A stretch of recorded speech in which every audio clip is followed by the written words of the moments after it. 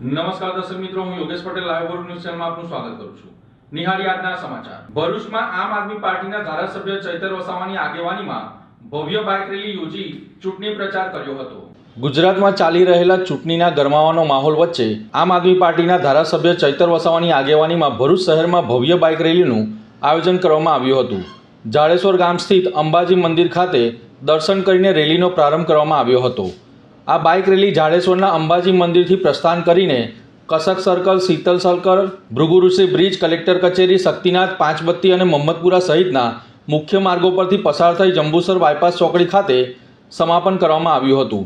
ડીજેના તાલ સાથે મોટી સંખ્યામાં બાઇક સવાર કાર્યકરો જોડાતા શહેરમાં રાજકીય માહોલ ગરમાયો હતો.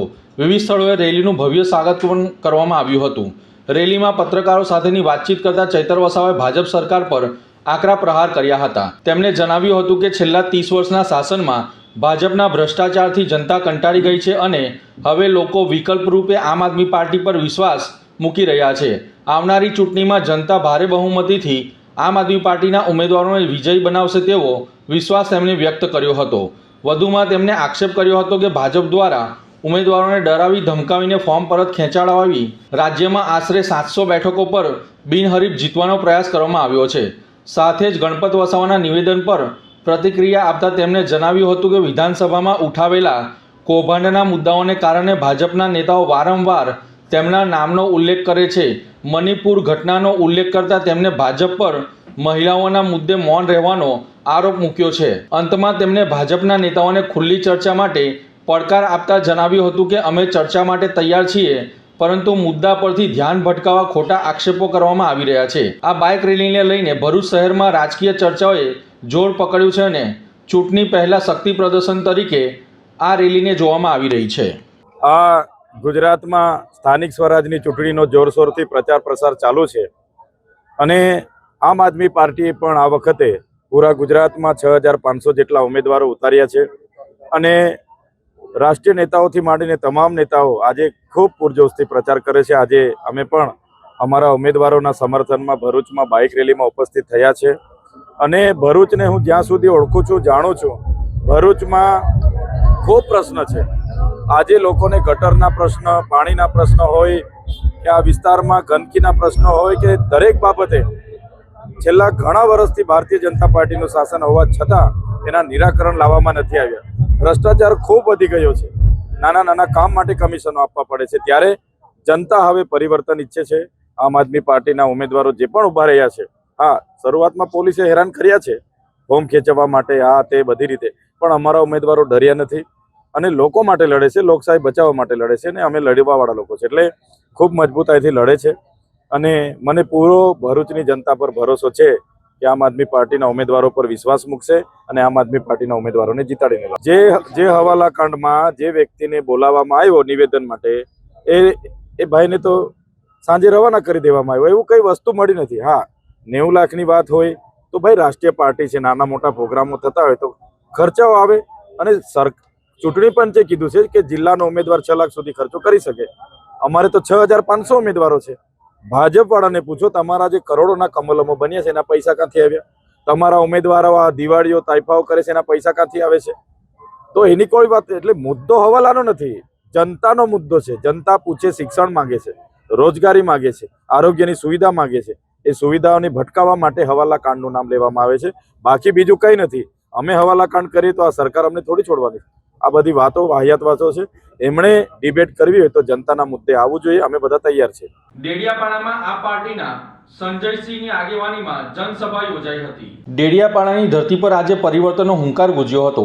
આમ આદમી પાર્ટીના સાંસદ સંજયસિંહની સભામાં માનવ મહેરામણ ઉમટી પડ્યું હતું. હજારો લોકોના હાથમાં સાવરણો અને આંખોમાં પરિવર્તનની ચમક જોવા મળી હતી. જેલમાં ગયેલા જનતાના લોકલાડીલા નેતા ચૈતર વસાવા માટે સંજયસિંહે ગર્જના કરતા કહ્યું હતું કે ચૈતરભાઈને જેમને જેલમાં નાખ્યા છે એ લોકો પાસેથી વ્યાજ સાથે હિસાબ લઈશું. હવે દરેક કાર્યકર ચૈતર વસાવા બનીને લડે અને ભાજપને હરાવે. ભાજપ પર આકરા પ્રહાર કરતા સંજયસિંહે સવાલ ઉઠાવ્યો હતો કે મોદીજીની આ કેવી રેલી છે જેમાં 2 કરોડના તો માત્ર સમોસા ખવાઈ જાય છે. મોદીજી હિંમત બતાવો અને ટ્રમ્પ સામે ઝૂકવાનું બંધ કરો. જાતિ ધર્મની રાજનીતિ છોડી હવે સન્માનની લડાઈ લડવા આહવાન કરવામાં આવ્યું હતું. જો અમારી સરકાર બનશે તો ગામડે ગામડે દિલ્હી જેવી શાનદાર સરકારી શાળાઓ બનશે અને કેજરીવાલની જેમ મફતની વીજળીની સુવિધાઓ પણ મળશે. ઝાડુ ફેરવીને ભાજપનો સફાયો કરવાના સંકલ્પ સાથે ડેડિયાપાડામાં આ પાર્ટીએ પોતાની શક્તિ બતાવી દીધી છે. હવે જોવાનું એ રહેશે કે આ જનમેદની ચૂંટણીમાં શું પરિણામ લાવે છે તે તો ચૂંટણી દરમિયાન જ જોવા મળશે. ભરૂચમાં પોલીસ અને હોમગાર્ડ જવાનોનું બેલેટ પેપરથી મતદાન યોજાયું હતું. ભરૂચમાં આવનાર ચૂંટણીને ધ્યાનમાં રાખીને ફરજ પર તૈનાત પોલીસ કર્મચારીઓ તેમજ હોમગાર્ડના જવાનો માટે વિશેષ મતદાન વ્યવસ્થા ગોઠવવામાં આવી હતી. ચૂંટણી દરમિયાન કાયદો અને વ્યવસ્થા જાળવવાની મહત્વપૂર્ણ જવાબદારી સંભાળતા આ કર્મચારીઓ પોતાનો મતાધિકાર ગુમાવી ન બેસે તે માટે બેલેટ પેપર દ્વારા મતદાન કરવાની સુવિધા પૂરી પાડવામાં આવી હતી. આ મતદાન પ્રક્રિયા ભરૂચ એસપી કચેરીના ગ્રાઉન્ડ નજીક આવેલી નિર્ધારિત કચેરી ખાતે શાંતિપૂર્ણ માહોલમાં યોજાઈ હતી. વહેલી સવારથી જ પોલીસ જવાનો અને હોમગાર્ડના સભ્યો મતદાન કરવા માટે હાજર રહ્યા હતા અને નિયમોનું પાલન કરીને પોતાનો મત આપ્યો હતો. સમગ્ર પ્રક્રિયા પારદર્શક અને વ્યવસ્થિત રીતે પૂર્ણ થાય તે માટે જરૂરી તમામ આયોજન અને સુરક્ષા વ્યવસ્થાઓ પણ તંત્ર દ્વારા કરવામાં આવી હતી. ચૂંટણી પર ફરજ દરમિયાન પોતાના લોકશાહી હકનો ઉપયોગ કરવા માટે જવાનોમાં ઉત્સાહ જોવા મળ્યો હતો. આ પહેલ દ્વારા એક સુનિશ્ચિત કરવામાં આવ્યું છે કે ચૂંટણી જેવી મહત્વપૂર્ણ પ્રક્રિયામાં જોડાયેલા કર્મચારીઓ પણ મતદાનથી વંચિત ન રહે. લોકશાહીના પર્વમાં સક્રિય ભાગ લઈ પોલીસ અને હોમગાર્ડના જવાનોએ ફરજ સાથે સાથે પોતાની નાગરિકતાની જવાબદારી પણ નિભાવી છે. ભરૂચ શહેર કોંગ્રેસ દ્વારા વોર્ડ નંબર 8માં પ્રચાર સભાનું આયોજન કરવામાં આવ્યું હતું. ભરૂચ શહેરમાં નગર સેવા સદનની ચૂંટણીને લઈને રાજકીય ગરમાવો વધતો જોવા મળી રહ્યો છે.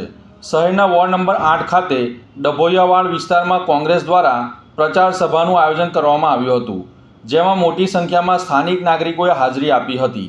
આ પ્રચાર સભામાં શહેર કોંગ્રેસ પ્રમુખ સલીમ અમદાવાદી, વોર્ડના ઉમેદવાર જિગ્નેશ બ્રહ્મભટ્ટ સહિતના આગેવાનો ઉપસ્થિત રહ્યા હતા. કાર્યક્રમ દરમિયાન પાર્ટીના કાર્યકરો અને સમર્થકોમાં ખાસ ઉત્સાહ જોવા મળ્યો હતો. સભાને સંબોધતા કોંગ્રેસના આગેવાન અને કવિ યુસુફ રિઝવીએ પોતાના ભાષણમાં મતદારોને કોંગ્રેસને સમર્થન આપવા અપીલ કરી હતી. તેમણે જણાવ્યું હતું કે જો ગુજરાતમાં 80 લાખ મુસ્લિમ મતદારો એકજૂટ થઈ મતદાન કરશે તો તમારા માટે ઘરે બુલડોઝર નહીં ચાલશે તેમ જણાવ્યું હતું. सुफियान के जो चाहने वाले हैं वो अपना पहला वोट जिग्नेश भाई को दें और जिग्नेश भाई का जो परिवार है वो पहला वोट सुफियान को दे. ये मेरा हिंदुस्तान, क्योंकि अब हम अंधेरों में चमकते हैं नगीनों की तरह, यही इसीलिए तो कहा और ये कहता है साथ से पूरे हिंदुस्तान में कि आज नफरत के चिरागों को बुझा कर रख दो, काबा और काशी के झगड़ों को मिटा कर रख दो, बेसबब दंगों फसादों की तरफ मत जाओ, होश में आओ कि सोलों की तरफ मत जाओ. जान को लेना नहीं जान को देना सीखो, लूटना छोड़ो लुटाने का सलीका सीखो. जिनसे रोशन हो जाए ऐसे उजाले बन जाओ, दुख उठाकर भी खुशी वो बांटने वाले बन जाओ. राम वाले हो तो वनवास नजर में रखो, करबला वाले हो तो प्यास नजर में रखो. ऐसा माहौल बनाओ, ऐसा माहौल बनाओ कि फसादात ना हो. हमने कल तक जो गुजारे वो हालात ना हो.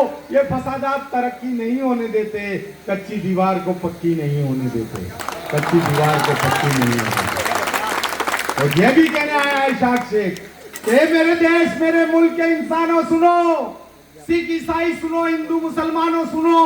सिख ईसाई ना हिंदू ना मुसलमान है हम, धर्म इंसानियत अपना एक इंसान है हम. तुम सभी लोग तो मजहब के नुमाइंदे थे, धर्म पनपे जहां उस देश के बासिंदे थे. जुल्म ढाने का सबक किसने दिया है बोलो, खून बहाने का सबक किसने दिया है बोलो. किन किताबों में लिखा है सितम इजाद करो, बस्तियां फूंक दो, इंसानों को बर्बाद करो. कौन सा धर्म ये कहता है कि इज्जत लूटो, जानवरों की तरह औरत के बदन पर टूटो. कभी सोचा है ये मंजर भी बदल सकता है, यहाँ तुम जैसा कोई और निकल सकता है. बदनजर घर में तुम्हारे भी तो उठ सकती है, कल तुम्हारी बहू बेटी भी तो लूट सकती है. ए मेरे देश मेरे मुल्क के इंसानों सुनो, सिख ईसाई सुनो, हिंदू मुसलमानों सुनो. क्या यही सपना यही ख्वाब था गांधी जी का? क्या यही अर्थ निकलता है इस आजादी का? क्या भगत सिंह ने इस दिन के लिए जा दी थी? मौत अशफाक ने क्या इस दिन के लिए उड़ी थी? अरे कुछ तो सोचो, क्या शहीदों का यही मकसद था? बोलो मुल्क परस्तों का यही मकसद था? अरे सच्चे हिंदू बनो, सच्चे मुसलमान बनो, शक्ल सूरत ही नहीं दिल से भी इंसान बनो. सितम हुआ और ऐसा ही मामला बना तो वो नस्लें पूछेगी कि हमारे बाप दादाओं ने वोट डाला था कि नहीं डाला। तो तुम जो गुजरात के अंदर ये कहता है इसाक भाई 80 लाख मुस्लिम समाज के लोग रहते हैं, अगर तुमने 80 लाख वोट डाल दिए ना इस बार, तो याद रखना तुम्हारे घरों पर बुलडोजर कभी नहीं आएगा। ઝઘડિયાના ધારાસભ્ય રીતેશ વસાવા દ્વારા 182 જોડાઓનું આદિવાસી સમૂહ લગ્ન મહોત્સવ આયોજન કરવામાં આવ્યું હતું। ઝઘડિયાના વલી ગામ ખાતે ધારાસભ્ય રીતેશ વસાવા દ્વારા ભવ્ય આદિવાસી સમૂહ લગ્નોત્સવનું આયોજન કરવામાં આવ્યું હતું। તારીખ 20 અને 21 એપ્રિલના રોજ પ્રકૃતિની ગોદમાં વસેલા વલી ગામ ખાતે તેમના નિવાસસ્થાને આદિવાસી પરંપરાની સુવાસ સાથે ગુજરાત વિધાનસભાની 182 બેઠકોને લઈને આદિવાસી સમાજના 182 જોડાઓનો સમૂહ લગ્ન યોજાયો હતો। મંડપ મુહૂર્ત, હલ્દી, વરઘોડો અને હજારોની જનમેદનીનો ભોજન સમારંભ વચ્ચે આદિવાસી નાચગાન અને પરંપરાગત વસ્ત્રો સાથે નૃત્ય કાર્યક્રમોએ પણ આકર્ષણ જમાવ્યું હતું। ધારાસભ્ય રીતેશ વસાવા દ્વારા તમામ 182 દીકરીઓને કરિયાવર પણ આપવામાં આવ્યું હતું। સમૂહ લગ્નોત્સવ પ્રસંગે ભરૂચ જિલ્લા ભાજપના પ્રમુખ પ્રકાશ મોદી, સાંસદ મનસુખ વસાવા, ભરૂચ દૂધધાર ડેરીના ડિરેક્ટર પ્રકાશ દેસાઈ, નાનોદના ધારાસભ્ય દર્શના દેશમુખ સહિત આગેવાનો ઉપસ્થિત રહ્યા હતા। આજે અમે 182 જોડાનું સમૂહ લગ્ન કર્યું છે। એની અંદર ખૂબ મોટી સંખ્યામાં આદિવાસી ભાઈઓ બહેનો અને દીકરી દીકરાઓનું આજે અમે સમૂહ લગ્ન કર્યું છે। એની અંદર સમાજની અંદર ઓછા ખર્ચની અંદર કેવી રીતના સારું થાય એવું અમે કાર્ય કર્યું છે। અને એની અંદર ઝઘડિયા વિધાનસભાની અંદર અમારા મિત્ર મંડળો સાથે મળીને આ એક સુંદર પ્રકારનું શુભ કાર્ય કર્યું છે। અને સૌનો ખૂબ ખૂબ આભાર માનું છું। 182 જોડા જે દીકરા દીકરીઓની અંદર અમુક દીકરા દીકરીઓને મા બાપ પણ નહોતા। આવનાર સમયની અંદર હવે પછી અમે દીકરા દીકરીઓના મા બાપ ના હોય એ જોડાવાના આવતા વર્ષે અમે સમૂહ લગ્ન કરીશું સૌ સાથે મળીને। અસ્તુ। અંકલેશ્વર નગરપાલિકાના 48 મતદાન મથકોમાં 12 મતદાન મથકો અતિ સંવેદનશીલ અને 16 મથકોને સંવેદનશીલ જાહેર કરવામાં આવ્યા હતા। અંકલેશ્વર નગરપાલિકાની આગામી ચૂંટણીને ધ્યાનમાં રાખીને તંત્ર દ્વારા સંપૂર્ણ તૈયારીઓ પૂર્ણ કરી દેવામાં આવી છે। શહેરના રાજકીય માહોલમાં ઉત્સાહ સાથે હવે મતદાન માટેનો માહોલ ગરમાયો છે। કુલ 9 વોર્ડની 36 બેઠક માટે અંદાજે 100 ઉમેદવારો મેદાનમાં ઉતર્યા છે, જેના કારણે આ વખતે ચૂંટણીમાં કટોકટીનો મુકાબલો થવાની શક્યતા છે। મતદાન પ્રક્રિયા સુચારુ રીતે પૂર્ણ થાય તે માટે તંત્ર દ્વારા વિશેષ આયોજન કરવામાં આવ્યું છે। શહેરના કુલ 48 મતદાન મથકોમાંથી 12 મથકોને અતિ સંવેદનશીલ અને 16 મથકોને સંવેદનશીલ તરીકે જાહેર કરવામાં આવ્યા છે, જ્યાં સુરક્ષા માટે ખાસ નજર રાખવામાં આવશે। ચૂંટણી કામગીરી માટે 265 કર્મચારીઓ તૈનાત કરવામાં આવ્યા છે। ઉપરાંત કાયદો અને વ્યવસ્થા જાળવવા માટે 94 જેટલા પોલીસ કર્મીઓ અને અધિકારીઓ ફરજ પર હાજર રહેશે। આ ચૂંટણીમાં કુલ 47,624 મતદારો પોતાના મતાધિકારનો ઉપયોગ કરી શકશે। મતદાન શાંતિપૂર્ણ અને નિષ્પક્ષ વાતાવરણમાં યોજાય તે માટે તંત્ર દ્વારા તમામ જરૂરી પગલાં લેવામાં આવ્યા છે। અંકલેશ્વર નગરપાલિકા સામાન્ય ચૂંટણી 2026 જેમાં કુલ 9 વોર્ડ આવેલા છે અને બેઠકોની સંખ્યા 36 છે અને અત્યાર સુધીમાં બધી તૈયારીઓ થઈ ગઈ છે। ઉમેદવારો 100 છે 1 થી 9 વોર્ડમાં અને અતિ સંવેદનશીલ 12 મતદાન મથક છે અને સંવેદનશીલ 16 મતદાન મથક છે, જેમાં મતદારોની સંખ્યા 47,624 છે। આમ અમારે પોલિંગ સ્ટાફ 265 અને પોલીસ સ્ટાફ 94 છે।